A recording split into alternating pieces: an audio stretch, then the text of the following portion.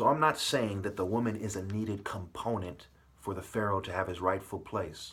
But for the Pharaoh to be an effective leader, to lead people, he needs a suitable helper. It is better that everyone dies than the Pharaoh and his suitable helper than for him to be denied his rightful place. You're better off dying with some semblance of honor than continuing the dishonor of covering the light. The bull that covers the light, the bully, the bullet, the ball, and so on, bell, and so on. Okay, making noise and trying to, disturb the ritual, and so on. Okay, disabled person. Okay, so think about in terms of biological dysfunction, genetic abnormalities, the disabled person. If the light is in everybody, then why can't somebody who's born mentally retarded transcend? Right? Why can't they? Because it has to do with mind, body, and soul. And certainly there's degrees of it. And it has to do with ill-gotten gains as well, and awareness of ill-gotten gains, right? That's why we see all these people in all these cultures. Part of why they don't do the right thing is because they perceive the emphasis on their ill-gotten gains.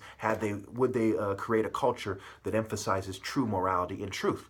Then you come from a line of corporate crooks and complicit people and so on, military, law enforcement. Everybody plays a role in this, and they would have to accept being demoted and relegated in the eyes of the average person if they were to accept that. And this is also keeping them from coming into the light and consciousness. And the more they accept that truth and attempt to connect to God, the more they come to the fact that how you treated Pharaoh is a problem. This is also why it was said in the Egyptian mythology in the later kingdoms, when they had this part right, that you have to love and respect the Pharaoh, but they had which Pharaoh wrong is the true Pharaoh. He's God, he's Ra's son. He could protect them from all attacks, but it is you that are, as people, as subjects of the Pharaoh and God, that are held accountable.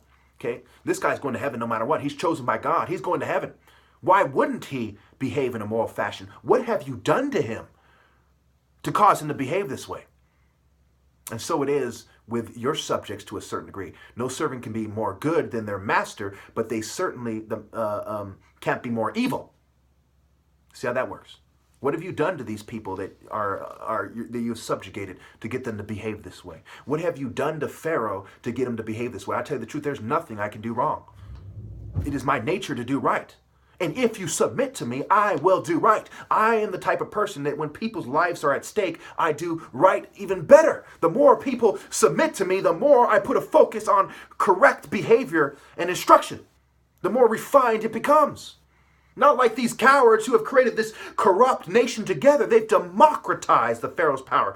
Checks and balances, democracy. And even together, when you all put your heads together, this is the abomination world that we have. Certainly, if for nothing else, you must submit to Pharaoh. All right. That blindness has been caused by generational immorality, how it relates to ill-gotten gains. Certainly climate change, global warming, if it is true, and I do believe there's some truth in it, could possibly be a sign that God, through his favorite symbol, the sun, is not pleased with man. The sun gate, if you will. He's saying, I desire to burn you more, not to accept you into the spirit. Right? Because of that lack of balancing truth with truth. And putting falsehood beneath your feet, not accepting evil and falsehood. That's stupid. You're going to try to find the true way by accepting a certain lies. Instead, you're supposed to go right, and right. We'll say, we're supposed to go 2 rights and a left, right? You say, there's 2 rights and a right. You get up to the wrong place. You can't accept any degree of falsehood and go to the true place. You have to be aiming right there. And if it is acceptable, you will be accepted. You can't say, well, I'm going to aim like halfway between the wrong direction and the right direction. Halfway, I'm going to aim, at the right angle, which is in between. No, you have to aim where you're supposed to aim. Dead ahead. Okay?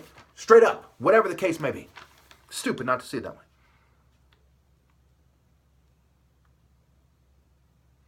Okay, the conscious, being aware of a plan to change direction is part of epigenetics, genetics, the gray matter and the different parts of the brain structure. Okay, you're being bred to be complicit, and they're breeding you away from the ability to achieve the true direction. Man's lesson, trust me, if you don't remember anything else in this video, man's lesson isn't about self-directing. It isn't about the individual directing. It is about Pharaoh conveying the path to people. Okay, say there's a fence, right? The H is the fence. I'm tall enough to see over, or I know where the right hole is, or whatever. And you don't. You need me. Period. And so it is with martial arts. I emerged. You didn't. You weren't capable of finding the way. I am. You need me. And in the absence of submitting to me, what good is it? You can believe me all you want. If you don't submit to me, you don't go, you're not walking in the right direction. And there's a difference between naturally screening out the Pharaoh and unnaturally screening him out. I'm still here because nature didn't naturally screen out the pharaonic bloodline. But you are unnaturally screening me out, which means there cannot be a successor. It ends with me. Thank you.